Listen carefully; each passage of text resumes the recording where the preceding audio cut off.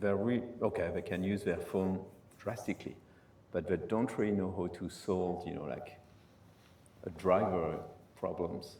But I mean, for us before, we have to update these things, and it was like very common, and even if you were not like a programmer. So we had this learning stage. If you remove everything and you start just with AI, I don't think you will get a good result. Yes, but that's one issue, But the other issue is also that I studied computer games.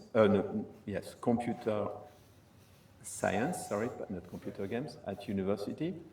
I think it was great, but I'm pretty sure that if I didn't go to school at university, I would still be where I am now. Because like I said, I learn 3D on my own, but I really try to learn.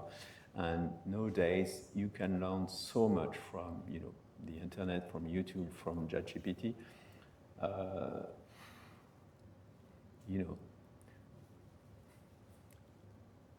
10 years ago, or let's say 15 years ago, I was talking with people, and we were thinking about hiring programmers, and I was telling them, okay, if someone get out of school with a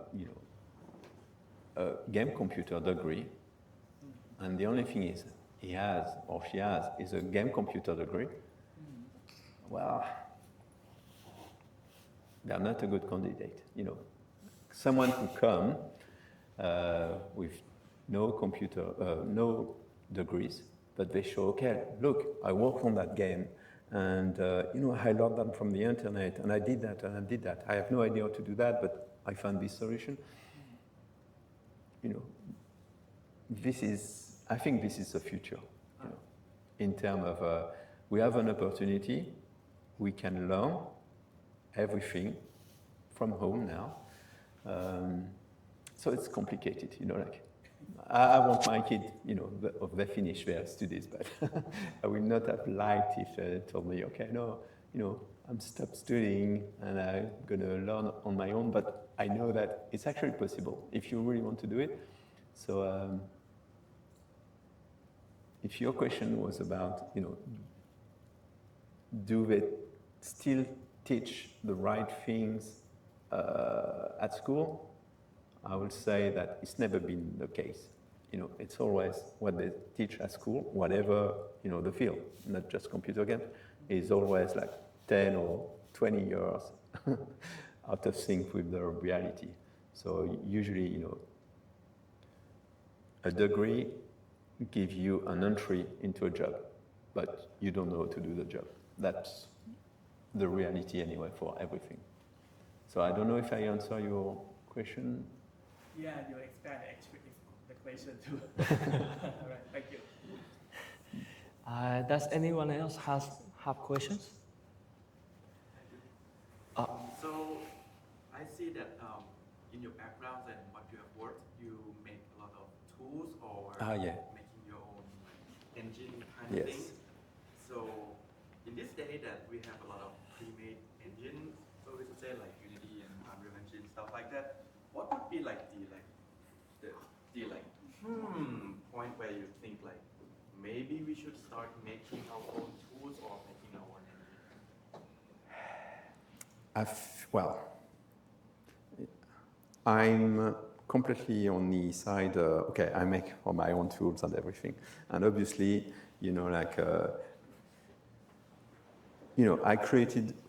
I learned JavaScript by converting my 2D engine into JavaScript, which was like crazy. That's not how you learn things, but, and for me, it was like natural, but I usually tell people, okay, don't do everything yourself, you can't be like me because I've got, this background.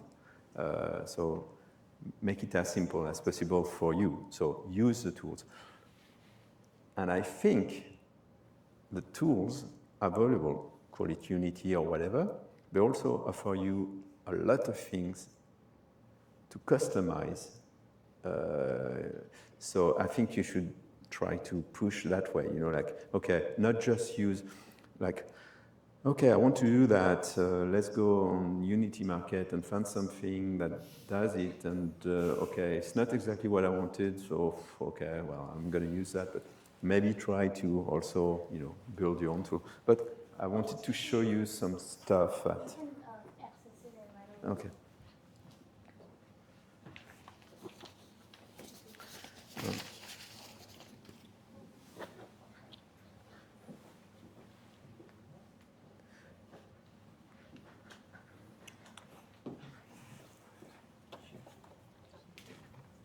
So it's a game I develop on. One moment. No, it's okay. I can talk before. Oh, okay. So it's a mobile game that I develop in C++, and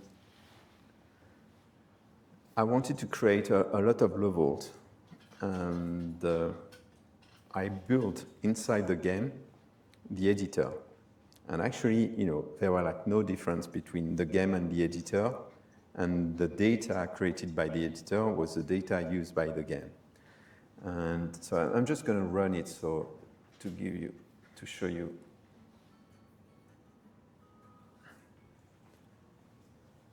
So this is the game, and I've got like a quarter which is like displaying the world, and I can test quickly. So this is the different object that I'm creating, and when I select one, it appears here where I can change some parameters. And the video is ×4, for speeding up. Sorry, maybe if I move here. And you can see how fast it is, and I can, just by pressing T button or clicking on testing, I can play the game which is here. So, I'm really, imagine if I have to use maybe an external editor to create things, and then to export it into a format, then to launch the game and import that world. Moving a tiny thing here takes me 2 seconds, and I can test it immediately. It would have taken forever. So, this is why I'm building my own things, my own tools, because I make sure that I can really create the game as fast as possible and only focus on what matters. Even my setup with HTML5 stuff, like I made it so smooth that I don't even save my files. I don't load the game. If a file changes, the game will reload automatically. I think for me it's very important because imagine you are tweaking something and it takes 15 seconds, 20, whatever, when you change it in the editor and you see the end result in the game. So maybe you're going to do 10 tries. And after that, maybe you're not completely happy, but you say, okay, that's good enough. But maybe if you speed up everything, you could do 100 tries to get exactly what you want in probably less time. So that's why I think it's very important. So maybe it could be like, okay, we need to edit some very critical values for maybe a simulation. And you do that, you tell your designer, okay, you edit the numbers into a spreadsheet, blah, blah, blah. And it takes forever to test. So for me, it would be like, okay, this is so crucial, and the tweaking is so important for your game economy or whatever, then you should be able to edit that in the game. Or, or maybe you have an external editor and you edit your things, but then you press a button in your game, which is reloading, whatever, you updated. You need to make it simple for your developers to access all this data. I've done that, my entire life when I was working on the movies. That was for me, apotheose of what I've done, because at the time, like doing a lot of cutscenes, and that was actually dynamic cutscenes where player could change the behavior of the people. It was taking forever, requesting a lot of developers, and I removed that completely with the tools, and I laid the power to the script designer, the modelers, the animators, and they were like able to do all these things together without going back to us, the programmers, which were like, the slow part and very expensive part because, we are, so, always what I'm trying to do is to make technology accessible to everyone. So, complex things can always be solved with simple solutions. So, 200% agree with you. You should really try to, you don't need to recreate all your tools. Like what I described, just maybe, simple things to reload your data quickly in the game will be enough. It depends on your context, but yeah, And someone here was asking for that. So you're talking about data analytics. Yeah. So how much you weight the data against your gut when you design something in your design? Well, when I design, obviously, I just trust my instinct. And then, I keep going back to this example, but okay, I tell you exactly how it works. It's my solitaire game. It's a spider solitaire, so you can play either with just one family or the whole 4 families. And I created that game because, I was playing level 4. It's really hard. Sometimes it's impossible, but you go back. Sometimes, I play a game for a few days before I finish it. Not straight, but, and I was assuming that's really, I designed the game. I push people, okay, move to level 2, move to level 3, And I was monetizing mostly level 3 and level 4. And then, I was able to see what people were doing when I moved to the web and get my server. And I was like,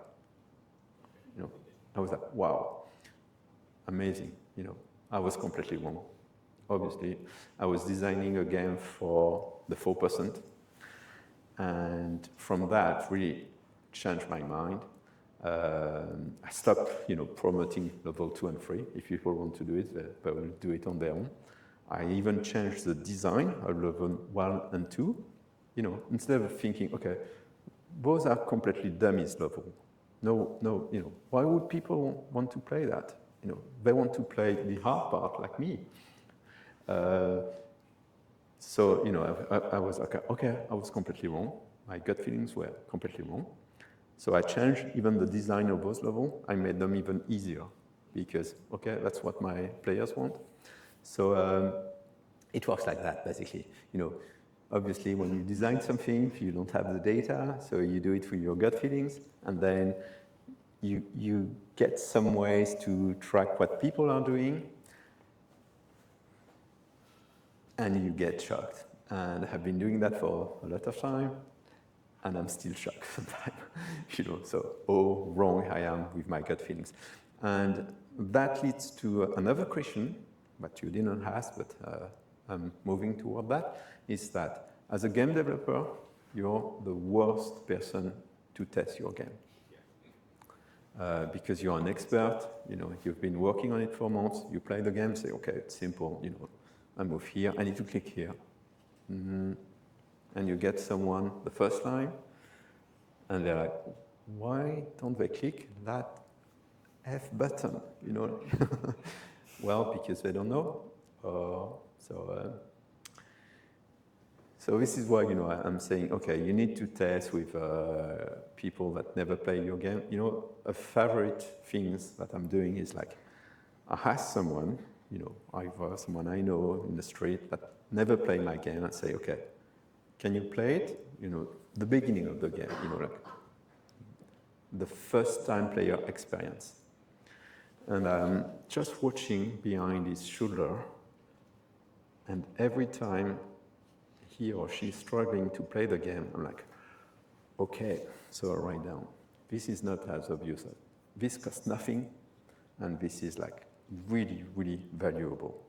You learn so much. Obviously, you know, it can't scale massively, but as early test, it's very important. And every time, I'm like, okay, I knew, you know, I need to be careful with the things, and every time there's things like, you know, I'm not expecting.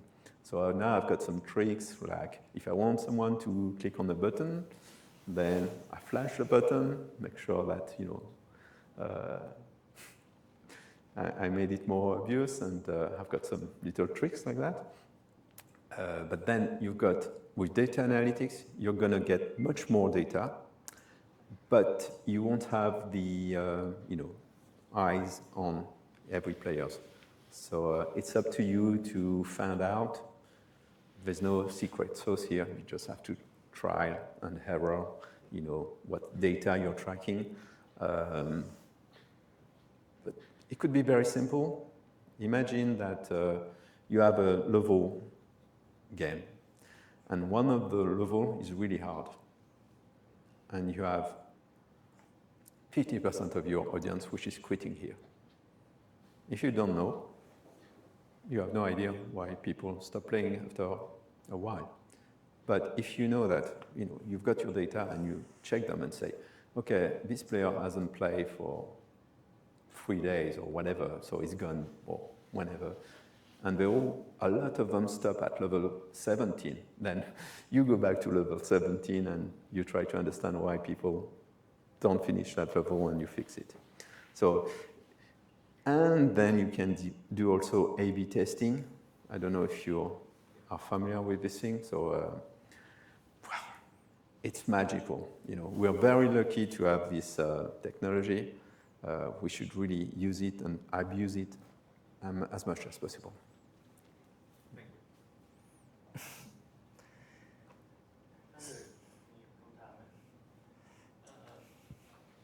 I would like to know your tips, like, in your opinion, if you build a game like Candy Crush, you know, and you talk about the data analytics a lot, and I would like to know if you build a game like Candy Crush, Candy how Crush? you expand the I will life never, cycle yeah. of the game. For example, if like you know, many people get to the max level of the game, how do you Yes. expand the life? Okay. So first of all, Candy Crush is massive. You know, like when they released it, they invested millions. You know, like, well, I know because I was monetizing my games with ads, and I was seeing tons of ads about Candy Crush. So I knew they were spending a huge amount of money. I don't know how many people are working on Candy Crush, but so far they made 20 billion in revenue.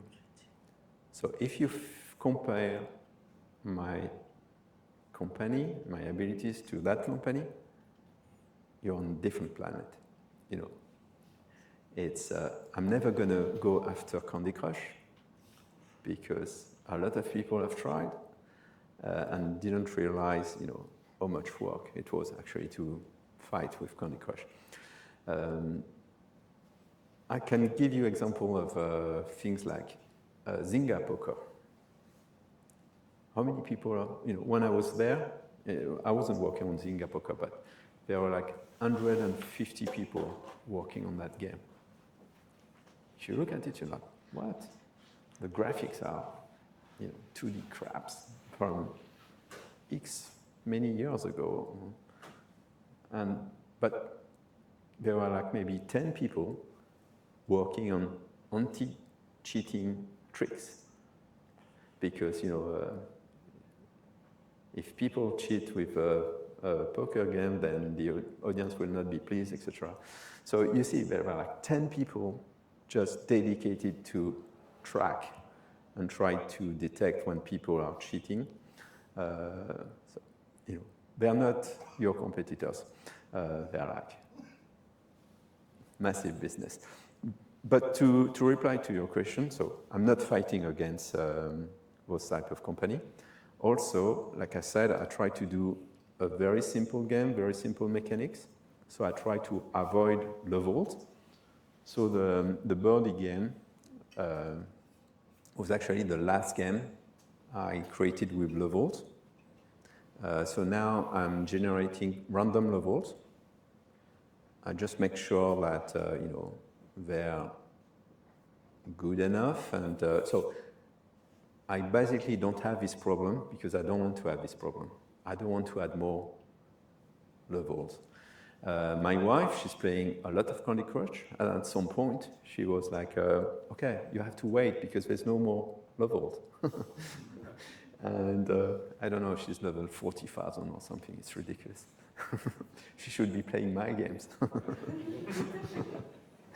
But yeah, I mean, so to go back to you, if you need to create more levels and stuff like that, if you add tools that allow you to create, levels faster, well, then that's better.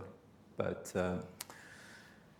yeah, it's something that I decided to not go there because I knew that, I want to raise my game and improve them little by little and let them leave them on their own. I don't want to go back and to produce massive content for them all the time because I don't have the bandwidth. But so is it a problem you have? Do you have a game with levels and? Yeah. I would like to know your opinion about it. Yeah, just make sure that it's fast for you to create levels. Then, I don't know if it can apply with your games, but maybe if you can combine different levels to create random one automatically. So instead of maybe working, I don't know, but I've got some games where you had levels, so they're randomly generated, and but they're all the same. They're all going to be in the same sequence. So to test them, I just play one until level X thousands to make sure that they are playable. And some of them they're like really hard. So I had some special codes say, okay, if you're level random 233, then I change things because you're too hard. But then after level 3000, it's the same level as 1000, and it goes back like that.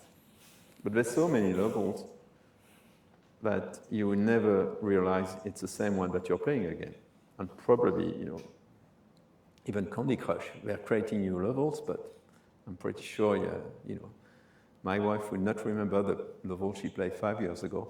So, and because I'm crazy, and I'm still like, okay, so I was changing things. Like I knew it was a repeat, but if it's a repeat, then maybe some colors are swapped. All the yellow elements become red and the red become yellow, and so it looks like a different level, but this can be solved the same way. So maybe you can create things where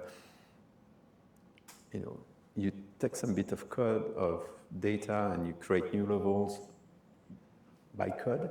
Maybe. I don't know if it's feasible, but this is something I would try to do. But because I'm lazy, I just say, okay, I don't want this problem.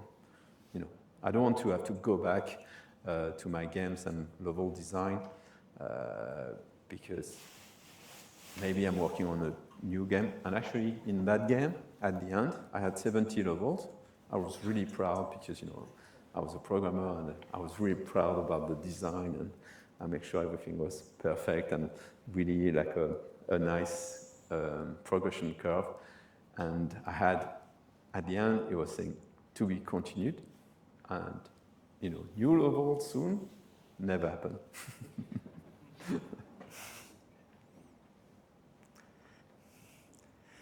Okay, then, so anybody else? As a programmer, how do you deal with the cheater, like when they unpack your client or do memory manipulation? Okay, so in the past, it used to be, people, the hacker, like we had like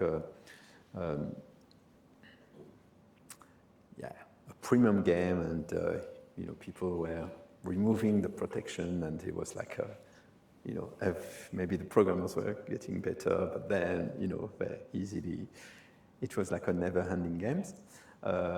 Kind of solved that problem by going freemium. But I still have it's an issue. I don't want people to take my game, but if you take my game, they don't take my server. Okay? So I've got a way to detect when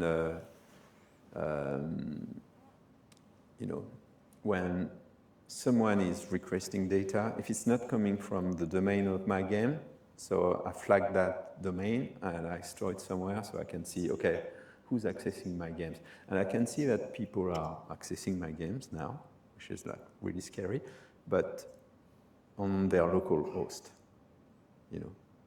because, and I discovered that was funny because basically I'm tracking every crash or every errors, and I'm storing that into my server, and I can see all the, all the console. And at one point I was saying, okay, there were like, the French language didn't load properly. I was like, okay, so I changed everything, make sure that if the file didn't load properly the first time, I was loading it again. And I changed the way the error was prompted. I added more information. And because at the time the game was only on Facebook, and normally, you exit the game, and when you run again, you're using the new version. And I was like, okay, this bug still appears when I change the code, so it's impossible. And that's when I realized, okay, maybe it's not my game, it's someone who stole my game. And I started to track that, and I found that someone released also an instant game on Facebook. So, that's how I discovered that. But I'm trying to protect my stuff, with my server, so they can't access my server. And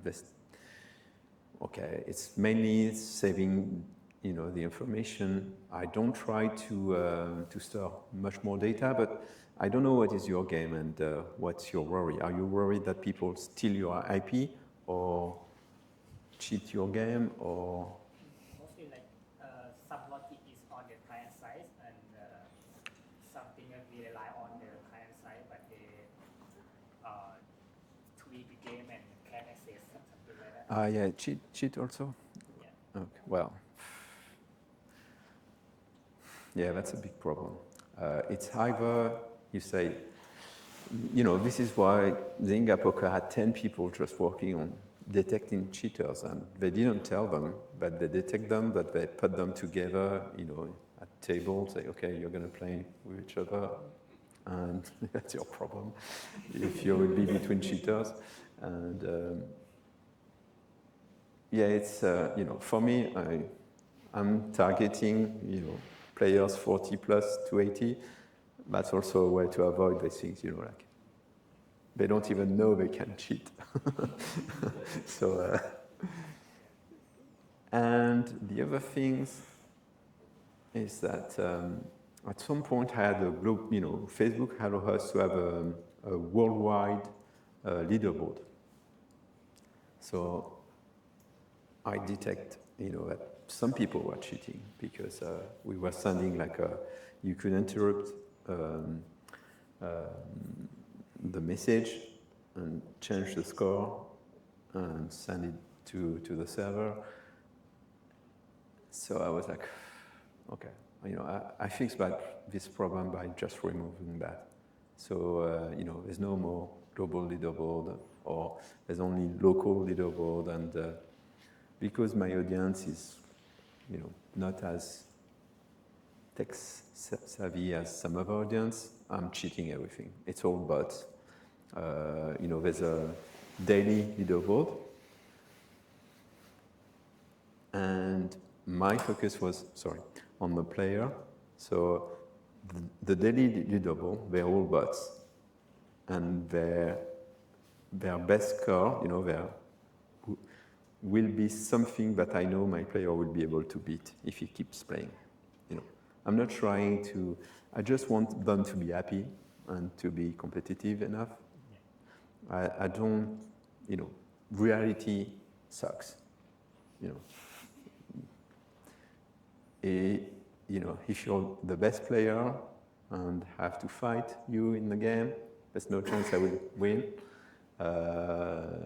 So, you know, it's quite complex to be able to match people, so I faked everything completely, and it works.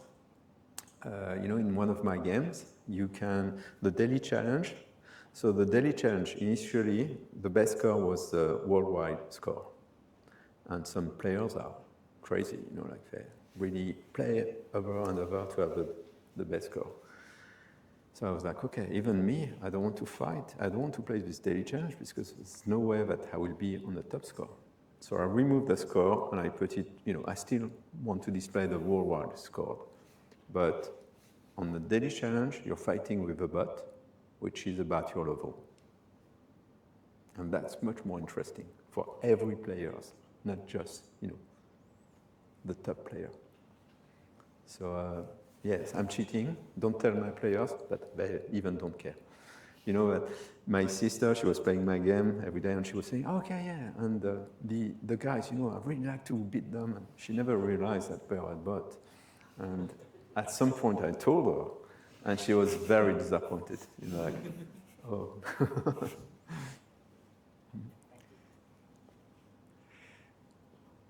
So thank you very much.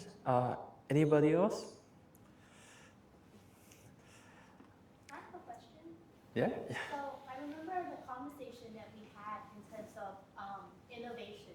Because earlier we were talking about tools, right? And I was thinking about your time in San Francisco, where you're working beside artists and kind of create. Okay, that was in the UK, but UK, it's okay. I'm so sorry. But I just thought it was very interesting, and Yeah. how does working with other departments and close to those departments pushes your boundaries in creating new tools? Yeah, okay, maybe I need to put into context what she's talking about, but basically I was saying that, you know, my best time was when we were like a very small team, and at Lionhead Studios, for example, we didn't have like the art department and the dev department.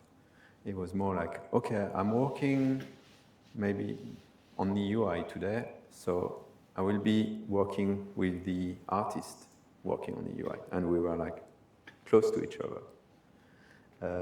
They were like, no, okay, maybe there's a producer here, and everything is going that way and that way. No, it was like, okay, you know, the people are working together, and obviously now you should understand that I didn't really want just to be a programmer. So you know, being able to also have an impact with how the art works and look was very useful. You know, and a lot of time, I believe that, you know, I really created some cool tools. And the artists using them, sometimes they come back to me, oh, and can you do that? And can you do that? And I was really challenged, you know, like they asked me some very tough stuff. And I was like, okay, well, I'll take the challenge, and I was improving the tech. And that would have never happened if we didn't have this connection. Because, you know, they might not tell the producer, you know, the producer will say, maybe just taking care of, okay, can you produce the content fast enough? Where here, it was a completely different dynamics. It was the best time of my life, and that's what you know, that's why I didn't want it to carry on in the AAA industry, because everything was getting compartmented. So, you know, if you're a small team, try to mix up department. You want everybody to feel like they're contributing to the game. You know, it shouldn't be just a designer designing everything. They should have feedback from the programmers, from the artists. you will get better results. Because everyone will feel like, okay, they're contributing to the game, and it's their game. I can't stand when I hear people saying, oh, okay, no, we are the programmers. We don't want to talk with the artists. They know nothing about constraint. They don't understand how it works. And the artists, oh, no, but we don't want to talk with programmers. We don't want to talk with them. They don't know anything about artistic things and stuff like that. For me, it's not a creative environment. And if everybody is kind of, obviously, some people, they have specialties and stuff like that, but if you can try to get fuzzy on both frontiers, it would be very beneficial. And, if I want to create like a small studio in the future, and that's what I will be doing, There won't be, there won't be a straight line between, marketing and design, for example, which seems like completely different department, but actually it's not the case. It's, I hope I replied to your question. Thought it was interesting because I'm looking at it from both studio and learning curriculum perspective too, because I think that right now with a lot of institutes, they tend to want people to be a little bit more specific with what they do so that they can go more corporate, get more corporate jobs. But it's very interesting to hear you today talk about having a strong fundamental and then focusing on experience research, whether it's getting data analytics or like focusing on using all the tools to create a more seamless experience for both your team, yourself, and also the players. Yeah. Cool talk. Okay. Well, thank you. If you want to connect, I'm on LinkedIn, so maybe, you could share my profile somewhere so people can connect. I'm easygoing, so if you... He's very nice, guys. You should talk to him about So maybe we should wrap it. Yeah, we can wrap it up. So it's going to be you. Sorry, I have my kata with me. So thank you for coming, everybody. It seems like especially Mr. Jean-Claude and also Mr. Clint. Sorry. Thank you for coming. We will have a little networking session, so please, if you didn't get to ask your question, we have a question that you thought of just now.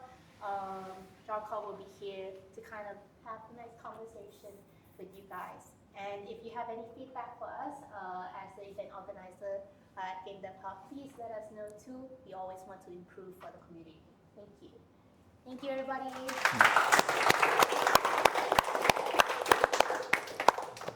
Yeah, and maybe adding something. When I was saying you should communicate together, share things. I've got my own network of friends all over the world, and we're sharing, everything. I give them my numbers, if my sales, and okay, here is something that seems interesting. We're not competitors. We're really, sometimes I'm helping them, sometimes they're helping me. So maybe, this place could be a place where you try to centralize this thing and encourage,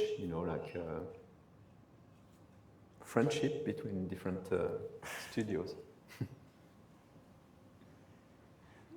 And Game Dev Hub is just a place to meet everybody.